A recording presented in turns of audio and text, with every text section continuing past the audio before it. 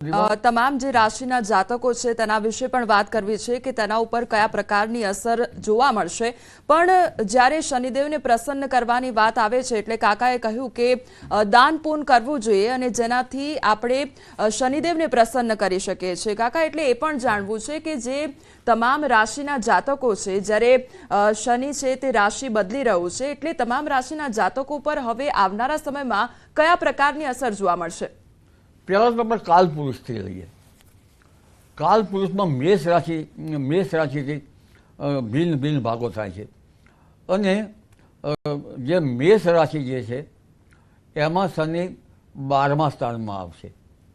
12મા સ્થાનમાં આવે એટલે શનિનું મોકાણ જે છે એ 7.5 વર્ષની થઈ જશે। મેષ રાશિમાં ભગવાનની ઉપાસના કરવાથી, શનિ ભગવાનની ઉપાસના કરવાથી, દાન કરવાથી સારું રહેશે અને 7.5 વર્ષમાં હવે કાલપુરુષમાં જોવા જઈએ તો શનિ 12મા સ્થાનમાં આવે છે।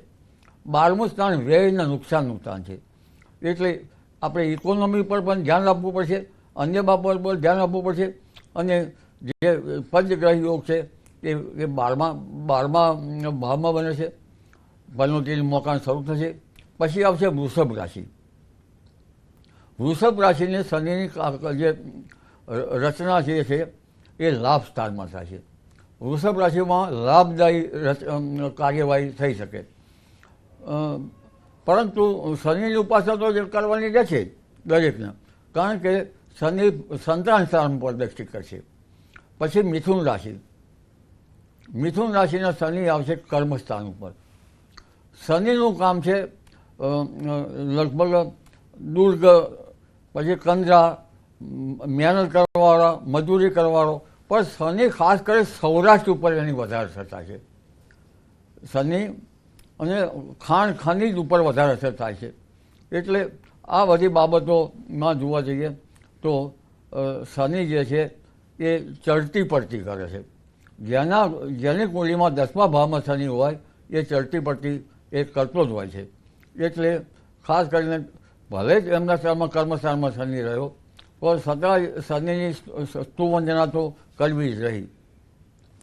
કાકા, અહીંયા સવાલ એ પણ થાય કે હવે આવતીકાલથી નવરાત્રિની શરૂઆત થવાની છે અને આજે ગ્રહણનો દિવસ છે, આજે શનિ જે છે તે પોતાની રાશિ બદલવાનું છે, શનિવારનો દિવસ છે, એટલે આની કોઈ પણ અસર નવરાત્રિને થશે અથવા તો નવરાત્રિનું આગમન કાલથી થઈ રહ્યું છે તો એ લોકોએ, ભક્તોએ શું ધ્યાન રાખવું જોઈએ? નવરાત્રિનું આગમન તો કાલ બહુ વિશેષ સરસ રીતે થઈ રહ્યું છે, પણ 11મી એપ્રિલ સુધી તો દિવસો સાચવવાની જરૂર છે, કારણ કે 11મી એપ્રિલની આજુબાજુનો દિવસ પણ સારા નથી અને પાણીની જે જળઘાટ છે વિશ્વમાં એની અસરો રહેશે, એટલે ખાસ કરીને નવરાત્રિ આ વખતે સારી હોવા છતાં આગ, અકસ્માતો, બંધ, હડતાલો, નિર્ધારણ બનાવો, આંદોલનો, આ બધાથી ત્રસ્ત થઈ જવાય એવા આંદોલન, સરકાર ત્રસ્ત થાય એવા આંદોલનો થશે અને હાઇડન પ્રવૃત્તિ જે છે એ રહેશે। એટલે નવરાત્રિની અંદર કુંજિકા શોધ કરવું સારું રહે, કારણ કે શુક્ર રાહુ આ વખતે છે। શુક્ર રાહુ જે છે એ એક દેવી તત્વ માટે ઉપર આસુરી તત્વનો ઉદય થાય છે। મેં કહ્યું ને આસુરી, અને આસુરી તત્વ જે છે એ દેશ અને દુનિયામાં જબરજસ્ત એની અસરો કરશે। અનિષ્ટ અસરોમાં એ અસરો આપણે જોઈ, કોઈ નકલી મુદ્રા, નકલી અધિકારી બનવું, નકલી કામો, નકલી ઘી બનવું, આ જે નકલી બનશે અને દહન વિધિ છે એટલે આપણે ખાસ ધ્યાન રાખવું પડશે। દહન વિધિમાં આ જ્યારે બનાવો બનતા હોય છે અને આંકડો 9નો છે એટલે મંગળનો, એટલે આગ અકસ્માતના અને દરિયામાં તો શું આવી શકે, સુનામી આવે, એટલે આ જે મુખ્ય નવરાત્રિ આ વખતે વિશેષ નવરાત્રિ શુક્ર રાહુના યોગના કારણે છે। કુંજિકા સ્ત્રોત કરવાથી સારું રહે નવરાત્રિમાં। નવરાત્રિના દિવસો તો ભારે છે જ જી। કાકા એટલે ફરી એકવાર આપણે આ બધા વિશે વાત કરીશું, ગ્રહણ અને જે શનિ પોતાની રાશિ બદલી રહ્યું છે તેના વિશે પણ વાત કરીશું, પરંતુ હવે મારે એ જાણવું છે કે આવનારા વર્ષમાં હવે કયા પ્રકારનું વાતાવરણ રહેવાનું છે, કારણ કે અત્યારની પરિસ્થિતિ જોઈએ તો આપણે એક તો ઉનાળાની શરૂઆત જોવા મળી, ટેમ્પરેચર વધતું ગયું અને 2 દિવસથી આપણે જોઈએ છે કે ટેમ્પરેચરમાં ઘટાડો જોવા મળી રહ્યો છે, ઠંડક અનુભવાય છે અને હજુ તો આગામી સમયમાં માવઠાની આગાહી કરવામાં આવી છે, એટલે કયા પ્રકારનું વાતાવરણ રહેવાનું છે? 11મી તારીખ સુધી બહુ જબરદસ્ત વાતાવરણમાં પલટા આવવાના છે અને આ પલટાઓ જે છે એ પંચગ્રહી યોગો છે. વાતાવરણમાં એક્લિપ્સ બને છે. એક્લિપ્સની ખાસ અસર ભૂભાગ પૃથ્વીના પોપડા ઉપર થાય છે. પૃથ્વીના પોપડા ઉપર હમણાં તો આપણે જોયું, બેંકોક મ્યાનમારમાં તો જોયું. એટલે ખાસ કરીને આ અસરો વિશે આપ શું વધારે વિશે જાણવા માંગો છો, એટલે હું આપને જવાબ આપી શકું. કાકા એટલે વરસાદ, હવે વરસાદની શરૂઆત ક્યારથી થવાની છે અથવા તો જે ગરમીનું પ્રમાણ છે એ કેટલા સમય સુધી વધશે અને કેવી ગરમીનો અહેસાસ આપણે કરવો પડશે? ગરમીનો અહેસાસ અત્યારે તો હવે ધીરે ધીરે ગરમી વધશે.